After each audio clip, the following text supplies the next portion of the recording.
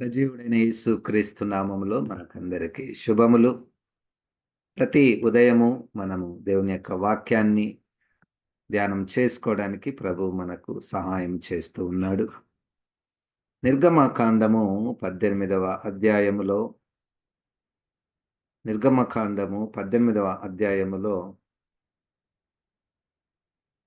సంఘములో ఒకరినొకరు సరిచేసుకొనుట, సలహాలు ఇచ్చుకొనుట, ఒకరిని ఏ విధంగా మనము సరిచేయాలి అన్నటువంటి అంశము మనం చేస్తూ ఉన్నాము. యాజకుడైనటువంటి ఇత్రో గారు, భక్తుడైన ప్రవక్త అయిన నాయకుడైనటువంటి మోషే గారికి ఇస్తున్నటువంటి సలహా మరియు ఒక గైడెన్స్ నడిపిస్తున్నాడు. ఈ విధంగా చేస్తే బాగుంటుంది, నువ్వు చేసేది మంచిది కాదు అన్నటువంటి ఉద్దేశంతో కొన్ని మాటలను మనం ధ్యానం చేస్తున్నాము. నిర్గమకాండము 18వ అధ్యాయములో 21వ వచనంలో, మరియు నీవు ప్రజలందరిలో సామర్థ్యము, దైవభక్తి, సత్యాసక్తి కలిగి లంచగొండులు కాని మనుషులను ఏర్పరచుకొని 1000 మందికి ఒకనిగాను, 100 మందికి ఒకనిగాను, 50 మందికి ఒకనిగాను, 10 మందికి ఒకనిగాను వారి మీద న్యాయాధిపతులను నియమింపవలెను. హల్లెలూయా. ఇది ఒక రాజ్య పరిపాలనలో ఒక క్రమము. ఇది యాజకుడు అన్ని లక్షల మంది నడిపిస్తున్నటువంటి మోషే గారికి ఇస్తున్నటువంటి సలహా. ఈ క్రమాన్ని మనము ప్రస్తుత ప్రపంచ దేశాలలో కూడా మనం చూస్తుంటాం. ఒకప్పుడు మన దేశాలలో కూడా ఒక్కరే ఏలేటటువంటి వారు. ఇక అంటే సెంట్రలైజేషన్ అంటారు అన్నమాట. అంటే ఎక్కడ ఏమి జరిగినా ఒక వ్యక్తి దగ్గరికే రావాలి, లేకపోతే ఒక గుంపు దగ్గరనే ఉండాలి, అధికారం అంతా కూడా ఒక దగ్గరనే ఉండాలి. ఈ మధ్యలో ఒకటి సిస్టమ్ వస్తుంది, మీరు గమనించారో లేదో, యూనిఫామ్ సివిల్ కోడ్ అన్నటువంటిది. అంటే అందరికీ ఒకటే అన్నట్టు.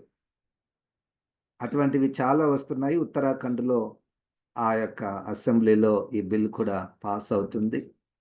చాలామంది దాన్ని వ్యతిరేకిస్తూ ఉన్నారు. పరిపాలనలో డివిజన్ ఆఫ్ ద రెస్పాన్సిబిలిటీ అనేటువంటి చాలా మంచిది. అది బైబిల్లో కొన్ని వేల సంవత్సరాల క్రితమే ఆ క్రమమును ఇత్రో గారు, యాజకుడు, ఈ యొక్క మోషే గారికి చెప్పాడు. దాని తర్వాత ఇక వాళ్ళ పరిపాలనలో అవి కొనసాగించారు. ప్రజల యొక్క సమస్యలను తీర్చుటలో ఒక్క నాయకుడు కాక 1000 మందికి ఒకరును, 100 మందికి ఒకరును, 50 మందికి ఒకరును, 10 మందికి ఒకరును, అట్లా నువ్వు ఆ న్యాయాధిపతులను, ఆ ప్రధానులను నువ్వు నియమించాలి అని చెప్తూ, ఎటువంటి వారిని నువ్వు నియమించాలని కూడా ఆయన బోధిస్తూ ఉన్నాడు. అంటే ఆ గైడెన్స్ ఇస్తున్నాడు ఇత్రో గారు. కనుక ఇతరులకు మనము ఒక్కొక్కసారి ఒక సలహా ఇవ్వడంలో ఒక్కొక్కసారి మనము కేవలం ఒక తప్పిదముని గుర్తించి, నువ్వు ఇది తప్పు చేస్తున్నావు అని మాత్రమే చెప్పి వదిలేయకుండా, మరి తప్పు చేస్తున్నాను, మరి నేను ఇప్పుడు ఏం చేయాలి అన్న దానికి కూడా మనము ఒక క్రమాన్ని వారికి ఇచ్చే జ్ఞానమును, ఆ సిద్ధపాటు కూడా ఉండాలి. ఒక వ్యక్తిని మనం నడిపిస్తున్నాము అంటే కేవలము సలహా ఇవ్వడం మాత్రమే కాక, ఆ ప్లాన్ ఇవ్వడం. అది మనం చాలా మందికి సలహాలు ఇస్తూ ఉంటాం కదా. అయితే సంపూర్ణంగా వారికి మంచి అడ్వైజులు ఇవ్వడము కూడా అది మంచిది. సో ఇక్కడ ఎంత ఒక ప్లాన్ ఇస్తున్నాడు ఇత్రో గారు ఆ మోషే గారికి. ఎటువంటి వారిని నువ్వు ఎన్నుకోవాలి, ఎంతమందిని ఎన్నుకోవాలి, చాలా బాగుంది ఇది కదా. గనక ఈ ఇచ్చేవారు, లేకపోతే బోధించేవారు, లేకపోతే ఇతరులను నడిపించేవారు పరిశుద్ధాత్మ ద్వారా అటువంటి క్రమాన్ని ఇచ్చినట్టు మనం చూస్తున్నాం. వీళ్ళు ఇప్పటికే చాలా నెలల నుంచి 3 నెలల నుంచి నడుస్తూ ఉన్నారు. నాకు తెలిసి ఈ 3 నెలల్లో ఎన్నో సనుగులు, గొనుగులు కదా! తర్వాత గూడా ఉన్నాయి. కానీ ఈ ఇత్రో గారు ఒక మంచి నడిపింపు వారికి సలహా ఇస్తున్నట్లు, ఒక పెద్ద మనిషి మాదిరి వారితో మాట్లాడినట్లు మనము చూస్తున్నాం. కనుక అటువంటివి కూడా, అటువంటి సలహాలు ఒకవేళ మనలో కూడా ఆహ్, మనం కూడా వాటిని మనము తీసుకొనవచ్చును. 22వ వచనము. నిర్గమకాండము 18వ అధ్యాయము 22వ వచనము. వారు ఎల్లప్పుడును ప్రజలకు న్యాయము తీర్చవలెను. అయితే గొప్ప వ్యాజ్యములన్నిటినీ నీ యొద్దకు తేవలెను. ప్రతి అల్ప విషయమును వారే తీర్చవచ్చును. అట్లు వారు నీతో కూడా ఈ భారమును మోసిన ఎడల నీకు సులువుగా ఉండును. ఎన్నో విషయాలు చూడండి. ఒక క్రమబద్ధంగా ఈ ఇత్రో గారు అవతల వ్యక్తితో మాట్లాడడంలో 3 విషయాలు మనం ఇక్కడ గమనించాలి. మొట్టమొదటగా అవతల వ్యక్తి చేస్తున్నటువంటి తప్పిదాన్ని గుర్తు చేయడం. వారిని అవును, నేను తప్పే చేస్తున్నాను అన్నటువంటి విషయం గ్రహించే విధముగా చేయడము మొదటిది. రెండవది, ఈయన ఒక ఆలోచన చెప్పడం. ఆ ఆలోచన కూడా ఒక క్రమముగా చెప్పడం. కన్విన్సింగ్‌గా చెప్పడం. వారు ఒప్పుకునే విధంగా చెప్పడం. సో, ఆ విధమైనటువంటి మాటలను మనము చూస్తున్నాం. వారు ఎల్లప్పుడూ ప్రజలకు న్యాయము తీర్చవలెనంటే ఈ లీడర్స్ అనేటువంటి వారు 10 మంది మీద ఉన్నటువంటి ఒక నాయకుడు, 50 మంది మీద ఉన్నటువంటి నాయకుడు, 100 మంది, 1000 మంది మీద ఉన్నటువంటి నాయకులు వాళ్ళు ఎల్లప్పుడూ కూడా న్యాయము తీర్చవలెను. ఇక్కడ ఇంకొక విషయం మనం గమనించాలి. ఏంటంటే ప్రజలు కూడా గుర్తించాలి. ప్రజలు కూడా మా చిన్న గుంపు మీద ఒక నాయకుడున్నాడు, లేకపోతే ఒక నాయకురాలుంది, వారి దగ్గరికి మనం వెళ్ళాలి అన్నటువంటిది పుట్టించాలి. అంతేగాని అక్కడ మోషే గారున్నారు, ఆయననే పెద్దాయన, ప్రతిదానికి ఆయన దగ్గరికే పోతే బావుంటది, లేతే ఆయన మాకు బాగా పరిచయము, ఆయన మాకు బంధువయితడు అన్నటువంటివి మనసులో ఉంచుకొనక, నీ 10 మంది మీద ఉన్నటువంటి నాయకులకు ఒక న్యాయము తీర్చేటటువంటి అధికారము ఇవ్వవలెను. ఈ అధికారం ఇవ్వడంలో 2 విషయాలు. చాలా మందికి అధికారంతో పాటు బాధ్యతలు ఉండాలి. దీంట్లో ఏది ఒకటి లేకపోయినా అక్కడ క్రమము చెడిపోతుంది. కొంతమందికి అధికారం ఉంటది. కానీ బాధ్యతలు ఉండవు. అంటే పని చేయరన్నట్టు. ఇక ఓన్లీ ఏందంటే వాళ్ళు ఏమంటారు, సిగ్నేచర్ జేస్తాము అన్నట్టు ఉంటారనమాట. అప్పుడప్పుడు మేమొస్తాము, కానీ మేమే డెసిషన్ తీసుకుంటాము అన్నటువంటి అధికారం ఉంటది గానీ పని జేయరు. కొంతమంది బాగా పని చేస్తారు గానీ, వారికి నిర్ణయాలు తీసుకునే అధికారం ఉండదు. బాగా కష్టపడతారు, కానీ నిర్ణయం తీసుకునేటటువంటి ఆ అధికారం వాళ్ళకు ఇవ్వబడదు. ఈ 10 మంది మీద ఉన్నటువంటి ఈ ప్రధానులు, లేకపోతే ఈ న్యాయకర్తలు, వారికి 2 ఉండాలి. అధికారం ఉండాలి, మరియు బాధ్యత కూడా ఉండాలి. ఇది మనం కూడా ఆ సలహా మనం తీసుకోవచ్చు. మనం కూడా ఏదో ఒక సమయంలో మనం ఒక చిన్న గుంపుకో, ఒక సహవాసానికో, లేకపోతే మనము సంఘానికో నాయకులుగా ఉండేటటువంటి అవకాశం వచ్చినప్పుడు ఈ రెండింటిని మనము కలిగి ఉండాలి. అవతల వ్యక్తులకు ఇవ్వాలి. అది ముఖ్యమైనటువంటిది. అవతల వ్యక్తులకు ఆ చిన్న గుంపు మీద ఉన్నటువంటి ఆ నాయకుడు గాని, నాయకురాలు గాని వారికి అధికారం ఇవ్వాలి. అధికారం ఇచ్చిన తర్వాత వారి నుంచి బాధ్యతను కూడా మనము ఆశించాలి. 2 చాలా ముఖ్యమైనటువంటి విషయాలు. అయితే గొప్ప వ్యాజ్యములన్నిటిని నీ యొద్దకు తేవలెను. ప్రతి అల్ప విషయమును వారే తీర్చవచ్చును. అట్లు వారు నీతో కూడా ఈ భారమును మోసిన ఎడల నీకు సులువుగా ఉండును. నీతో ఈ భారమును మోసిన ఎడల అంటే ఇంతకుముందు నీకు ఇది భారముగా ఉంటుంది అని చెప్పినటువంటి ఇత్రో గారు ఇప్పుడు ఈ భారాన్ని, ఈ పనిని షేర్ చేయడం. ఆ నాయకులకు కూడా ఆ అధికారమును, లేకపోతే ఆ అధికారమును, బాధ్యతను ఇతరులకు ఇవ్వడము. హల్లెలూయా! ఇతరులను వాడుకోవడం. మళ్ళా ఇతరులనంటే అందరిని అనేటువంటిది కాదిక్కడ. అందరిని మీరు వాడుకోవాలనేటువంటిది కాదు. ఎవరిని వాడుకొనవలెనో, ఎవరిని ఉపయోగించుకొనవలెనో మనం ఇంతకుముందు వచనములో 21 వచనంలో అది ప్రామాణికం. అది ప్రామాణికం. ఏంది? వాళ్ళు సామర్థ్యము కలిగి, దైవభక్తి కలిగి, సత్యాసక్తి కలిగి, లంచము తీసుకొననటువంటి వారుగా ఉండి, ఇటువంటి వారిని నీవు నాయకులుగాను, నాయకురాండ్రుగాను నియమించి, నియమించి వారికి అధికారం ఇవ్వాల మళ్ళా. వాళ్ళు నిర్ణయం తీసుకునేటటువంటి అధికారం ఇవ్వాలి.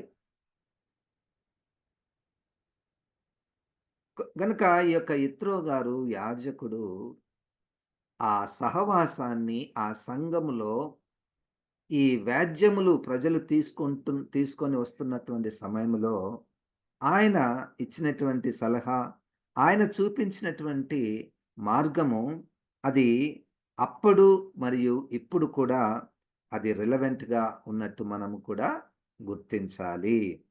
22వ వచనంలో వారు ఎల్లప్పుడూ ప్రజలకు న్యాయం తీర్చవలెను. అయితే గొప్ప వ్యాజ్యములన్నిటినీ నీ వద్దకు తేవలెను. అంటే ఒకవేళ వాళ్ళు సమస్యలను తీర్చుకోలేని పరిస్థితులు ఉంటే నీ యొద్దకు తేవలెను. ప్రతి అల్ప విషయమును వారే తీర్చవచ్చును.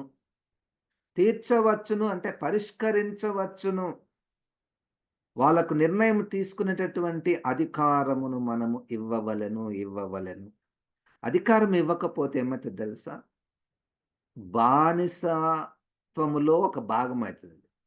ఎప్పుడు కూడా ఒక మనిషి స్వేచ్ఛ లేకపోతే ఇతరుల మీద ఆధారపడాలి అన్నటువంటి మనసు ఎప్పుడు కూడా ఉంటే అది అంత సంపూర్ణంగా, ఫలభరితంగా ఉండదు. ఎందుకంటే ఆల్రెడీ వాళ్ళు సెలెక్టెడ్. సత్యాసక్తి కలిగినటువంటి వారు, దైవభక్తి కలిగినటువంటి వారు, సామర్థ్యం కలిగినటువంటి వారు, లంచము తీసుకొననటువంటి వారు అక్కడనే వారు అర్హులు. నిర్ణయం తీసుకోవడానికి అర్హులు అన్నటువంటి విధంగా మనము గుర్తించాలి. అవతల వ్యక్తులకు ఆ విధముగా మనము వారికి గుర్తించి ఈ భారాన్ని మనము షేర్ చేయాలి. 23వ వచనము. దేవుడు ఈలాగు చేయుటకు నీకు సెలవిచ్చిన ఎడల నీవు ఈ పని చేయుచు దాని భారమును సహింపగలవు మరియు ఈ ప్రజలందరూ తమ తమ చోట్లకు సమాధానముగా వెళ్ళుదురని చెప్పాను. ఇక్కడ 3 విషయాలు మనం గుర్తించాలి. ఇన్ని చెప్పిన తర్వాత దేవుడు ఇలాగు చేయుటకు నీకు సెలవిచ్చిన ఎడల హల్లెలూయా! ఎంత పవర్‌ఫుల్ మాటన్నా ఇది. ఇత్రో గారు మనకి ఇప్పటి వరకు చెప్తుంటే అబ్బా! ఎంత కరెక్ట్‌గా చెప్తున్నాడు. ఎంత క్రమముగా చెప్తున్నాడు. అవతల వ్యక్తులు అంగీకరించే విధంగా చెప్తున్నాడు. ఎంత మంచిగా కౌన్సెలింగ్ ఇస్తున్నాడు. అవతల వ్యక్తులను సరిచేస్తున్నాడు. అన్నీ చెప్పిన తర్వాత అయ్యా నేను చెప్పినవన్నీ దేవుని దగ్గరికి తీసుకొని పో. అక్కడ నువ్వు ఇవన్నీ పెట్టు. అక్కడ మరలా ఆయన ఓకే అయితే, దేవుడు ఓకే అంటేనే అప్పుడు నువ్వు ఇవన్నీ చెయ్యి. హల్లెలూయా! ఒక్కొక్కసారి మానవ రీతిగా అవతల వ్యక్తి మనకేదైనా సలహా ఇస్తున్నప్పుడు దానిలో జ్ఞానం మనకు కనపడతది. వెంటనే అది మనం చేయడానికి ఇష్టపడతాం. అవును గదా! ఇట్లా చేస్తే మనకు భారం తక్కువైతది గదా! ఇది చాలా బాగుంది అని మనం వెంటనే దాంట్లో ఏం తప్పు లేదు గదా! ఎంత మంచి సలహా ఇచ్చాడాయన అని మనము చేయడానికి పూనుకుంటూ ఉంటాము. అయితే ఇత్రో గారు ఎంత మంచి విషయం చెప్తున్నాడంటే, అయ్యా నేనైతే అన్నీ చెప్పినా, ఇవి మరలా ఒక్కొక్కసారి దేవుని దగ్గరికి తీసుకొని వెళ్ళి, దేవుని దగ్గర ప్రార్థనలో పెట్టి, ప్రభా నేను ఇట్లా విన్నాను, ఆయన ఈ విధంగా చేయాలని చెప్పాడు. మరి నేను ఇట్లా చేయాలనా లేదా అని ప్రభువు దగ్గర విచారించుట. హల్లెలూయా! చాలామంది క్రైస్తవ సహవాసాలలో పరిపాలన అంటే దేవుడు లేకుండా చేస్తాము అన్నటువంటి స్థితిలో ఉంటారు. దేవుడు ఎందుకు అవసరమయ్యా పరిపాలన చేయడంలో? మేము ఒకటి అనుకున్నాము, ఒక క్రమాన్ని అనుకున్నాము. ఎవరో ఒక వ్యక్తి సలహా ఇచ్చాడు మా గుంపులో. ఆ నాయకుడు, నాయకురాలు ఈ విధంగా ఇప్పటి నుంచి మనం సంఘంలో, సహవాసంలో, మన గుంపులో మనం చెయ్యాలి అని అన్నాడు. చేద్దాం. అందరూ ఓకే అన్నారు సార్ మా దగ్గర. లేదు, లేదు, లేదు. ఇంకొకటుంది. వాళ్ళు సలహా ఇచ్చిన తర్వాత వెంటనే సరే, ఈ విషయం మనము అందరం కలిసి ఒక 2, 3 రోజులు ప్రార్థన మనం చేద్దాము. అప్పుడు ప్రభువు మనకు సమాధానమిస్తే, ఈ లోపల ఏదైనా మనం ప్రార్థన చేస్తుంటాం కాబట్టి, దేవునికి ముందు జరిగే విషయాలు తెలుసు కాబట్టి, మనం తీసుకున్నటువంటి నిర్ణయము అది ఫలభరితముగా, దేవునికి మహిమకరంగా, ఆ మాట చూడండి, అందరికి సమాధానముగా, హల్లెలూయా! అందరికీ సమాధానంగా ఉన్నట్లు ఉంటుంది.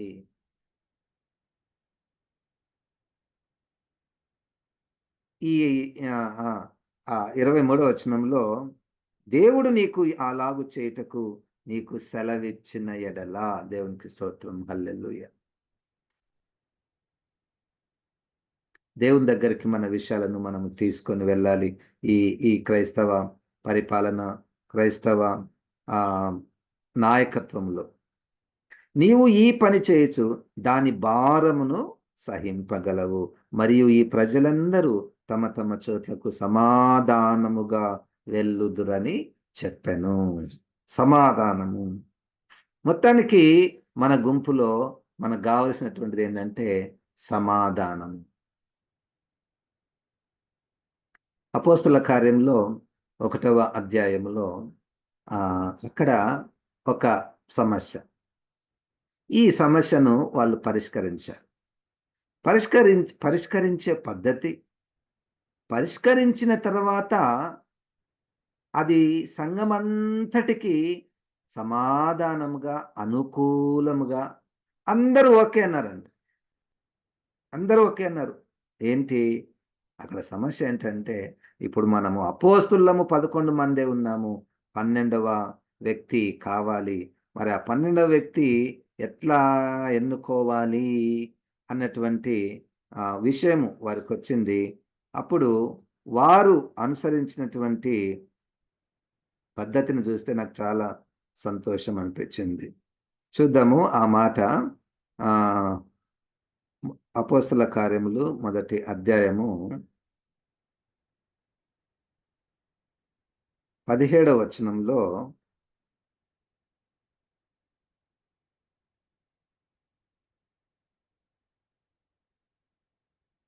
ఆ!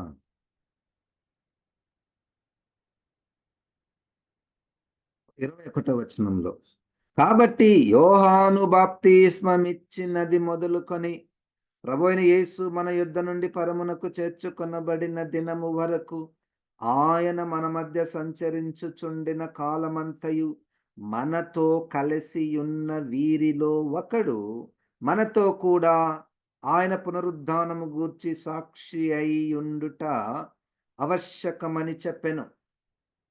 ఇది ఒక ప్రామాణిక. ఒక అపోస్తలుడు కావాలి మనకి. ఇప్పుడు 11 మంది ఉన్నాము. ఇంకొక అపోస్తలుడు మనకు కావాలి. అయితే ఆ వ్యక్తికి ఒక అర్హతలు పెడుతున్నారు. యేసుక్రీస్తుతో పాటు నడిచినటువంటి వ్యక్తి. ఈయన పేరు యేసుక్రీస్తు జీవించినప్పుడు ఆయన పేరు రాయబడలేదు. కానీ తిరుగుతున్నాడు. మనం అనుకుంటాం కేవలము 12 మంది తిరుగుతున్నారు అనుకుంటాము. కానీ యేసు ప్రభువుతో నడుస్తున్నటువంటి వారు చాలా మంది ఉన్నారు. వాళ్ళ పేర్లు ఇక్కడ రాయబడలేదు. అందరి పేర్లు రాయబడలేదు.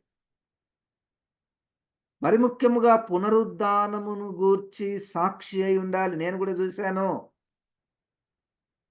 యేసుక్రీస్తు లేచుట నేను కూడా చూశాను అన్నటువంటి ప్రామాణికము. మనతో కూడా ఉండి యేసు ప్రభుతో నడిచినటువంటి ఆహ్, చూడండి.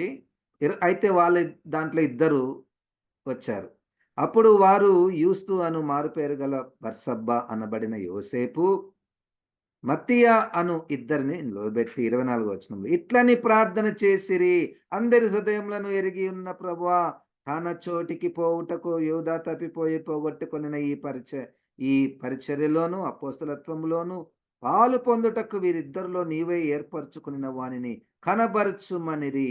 అంతటా వారు వీరిని గూర్చి చీట్లు వేయగా మత్తీయ పేరిట చీటి వచ్చెను గనుక అతడు 11 మంది అపోస్తలులతో కూడా లెక్కింపబడెను. వారు ప్రార్థన చేసినట్టు. ఫస్ట్ ప్రామాణికము. తర్వాత వారు ప్రార్థన చేశారు. తర్వాత ఒక సూచన పెట్టుకున్నారు వాళ్ళు. ఆ సూచనలో చీటీలు వేసినప్పుడు ఆ మత్తీయ పేరిట వచ్చినట్టు మనం చూస్తున్నాం. గనక మీరు గమనించారో లేదో ఇక్కడ ఈ ప్రక్రియలో ఈ బర్సబ్బా అనేటువంటి వ్యక్తి ఎన్నుకోబడలేదు గదా! కానీ పరిచర్యలో ఉన్నాడు. తర్వాత కనపడతాడు మనకి. ఇప్పుడు ఇది ఓటమి గెలుపు గాదు. అబ్బా! ఆయనను గెలిచాడు, మనం ఓడిపోయాం గాదిది ఇక్కడ. అపోస్తలత్వమునకు ఒక్కరు కావాలి. మిగిలిన వారు పనికిమాలిన వారు కాదు. తర్వాత వాళ్ళు పరిచర్యలో ఉన్నటువంటి వారు. పునరుద్ధానం గురించి సాక్షులుగా ఉన్నటువంటి వారు. సరే, మనము మన అంశం ఏమిటంటే ఇతరులను మనం సరిచేయడంలో, సలహాలు ఇవ్వడంలో, ఒక క్రమమును ఇవ్వడంలో మనము గమనించవలసినటువంటి విషయాలను మనము నిర్గమాకాండము 18వ అధ్యాయములో చూస్తున్నాము. 23వ వచనాన్ని సమాధానముగా వెళ్ళుదరని చెప్పాను. 24వ వచనం మోషే తన మామ మాట విని అతడు చెప్పినదంతయు చేశాను. అతడు చెప్పినదంతయు చేశాను. ఇట చేయాలంటే చాలా కష్టం. ఈ ఇత్రో గారు చెప్పినటువంటి విధముగా చేయాలంటే చాలా తలకాయ నొప్పి. ఇప్పుడు అవన్నీ ఆయన చెప్పిన దాంట్లో ఫస్ట్ ఏం తెలుసా? ఫస్ట్ ఈ మోషే గారికి వచ్చేటటువంటి ఇబ్బంది ఏందంటే ఎవరిని సెలెక్ట్ చేయాలి? ఎవరిని సెలెక్ట్ చేయాలి? అక్కడ చాలా ఇబ్బందొస్తది. సత్యాసక్తి కలిగినటువంటి వారు, దైవభక్తి కలిగినటువంటి వారు, సామర్థ్యం కలిగినటువంటి వారు, లంచగొండులు కానటువంటి వారిని సెలెక్ట్ చేయడము చాలా ఇబ్బంది మొదటిది. సరే వీరు అని అనుకున్న తర్వాత మళ్ళా వాళ్ళ గురించి ప్రార్థన చేయాలి. వాళ్ళ గురించి ప్రార్థన చేయాలి. రెండో ఇబ్బంది. మూడో ఇబ్బంది, ఒకవేళ సెలెక్ట్ అయిన తర్వాత ఈయన దగ్గర అప్పటి వరకు ఉన్నటువంటి అధికారం వారికి ఇవ్వాలి. మన అధికారం వేరే వాళ్ళకి ఇవ్వాలంటే చాలా కష్టం. అది పవర్ స్ట్రగుల్ అంటుంటారు కదా! మనం మాట్లాడుకునేటటువంటిది క్రైస్తవ సహవాసములలో ఇతరులకు మనము అధికారము, బాధ్యతలు ఇవ్వాలి. దానిలో ఏ ఒక్కటి లేకపోయినా క్రమము చెడిపోతుంది. కొంతమంది ఎంత బాధ్యతగా చేస్తారో పనులు. కానీ ఏం లాభం? అధికారం ఉండదు. నిర్ణయాలు తీసుకునే అధికారం ఉండదు. కొంతమంది కేవలం అధికారం ఉంటది. ఒక్క పని కూడా చేయరు. ఎప్పుడో ఆయన అవసరం వస్తేనే ఆయన అధికారం ఆయన కొరకు వెయిట్ చేస్తుండాలి. ఆమె కొరకు వెయిట్ చేస్తుండాలి. పనులు చేసేటటువంటి వారు కాదు. అందుకనే వాళ్ళకు మనం ఆ ఎన్నుకునే సమయంలోనే ఇవన్నీ కలిగి ఉండాలి. దైవభక్తి ఉన్న వాళ్ళు, సత్యాసక్తి కలిగినటువంటి వారు, సామర్థ్యం కలిగినటువంటి వారు, బాధ్యతలు చేయగలిగినటువంటి వారు ఉండాలి. సో వెంటనే 25వ వచనంలో, ఇశ్రాయేల్ అందరిలో సామర్థ్యం గల మనుషులను ఏర్పరచుకొని 1000 మందికి ఒకనిగాను, 100 మందికి ఒకనిగాను, 50 మందికి ఒకనిగాను, 10 మందికి ఒకనిగాను న్యాయాధిపతులను ఏర్పాటు చేసి వారిని ప్రజల మీద ప్రధానులుగా నియమించెను. కనుక మోషే గారు ఇక స్టార్ట్ చేశాడు. ఆయన చెప్పినటువంటి విషయాన్ని ఆ విధంగా క్రమముగా చిన్న చిన్న గుంపుల మీద నాయకులను ఆయన ఏర్పాటు చేస్తూ వస్తున్నాడు. దేవునికి పరిశుద్ధాత్మ దేవుడు ప్రస్తుతము మనము నివసిస్తున్నటువంటి సహవాసాలలో, సంఘాలలో, పరిచర్యలలో ఇటువంటి క్రమాన్ని మనకు దయచేస్తాడు. ఇటువంటి దైవికమైనటువంటి క్రమం. ఈ దైవికమైనటువంటి క్రమం లేకపోతే ఏమవుతుందంటే, ఎఫెసీ పత్రికలో 2వ అధ్యాయంలో ఒక మాట ఉంటుంది. ప్రపంచ ధర్మము చొప్పున చచ్చిన వారు ఈ క్రైస్తవ గుంపులోనికి, ఈ క్రైస్తవ సహవాసంలోనికి, సంస్థలలోనికి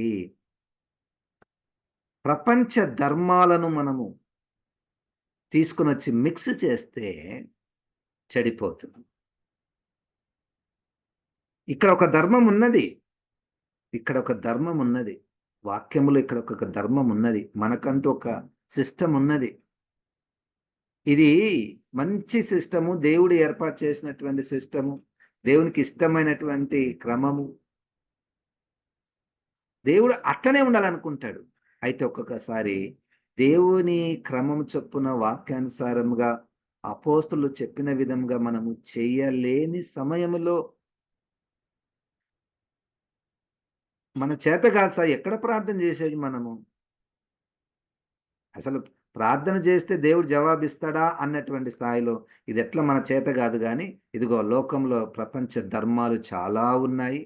మనము పరిపాలన ఎట్లా చేసుకోవాలి అన్నటువంటిది ప్రపంచంలో చాలా పద్ధతులు మనకు దొరుకుతాయి. ఒక్కొక్క దేశంలో ఒక్కొక్క పరిపాలన ఉంటుంది.